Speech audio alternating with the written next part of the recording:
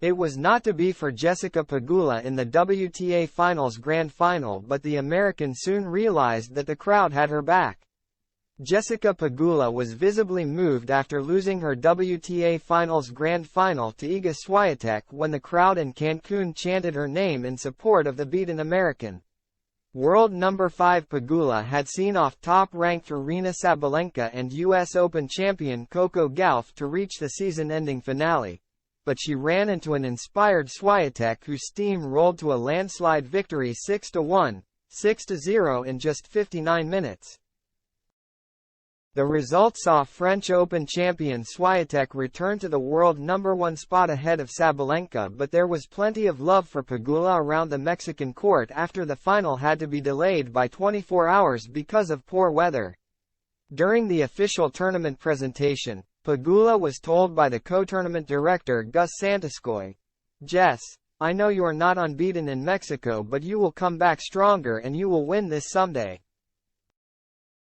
The comment prompted a huge cheer from spectators before a chant of "Jessie, Jessie, Jessie" reverberated around the court.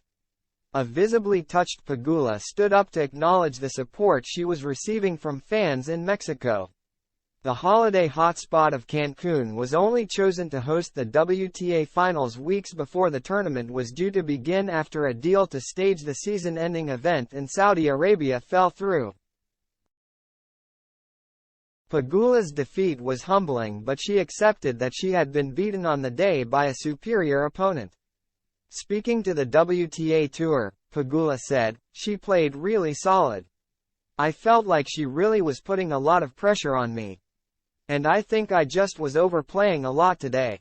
I don't know why, but it just was one of those days where I felt like I was going for too much." Pegula and Swiatek had already faced each other on 3 occasions this season, with the American twice coming out on top. But when Swiatek won her first title of the year in Doha, she dropped only 3 games in a straight sets win against Pegula.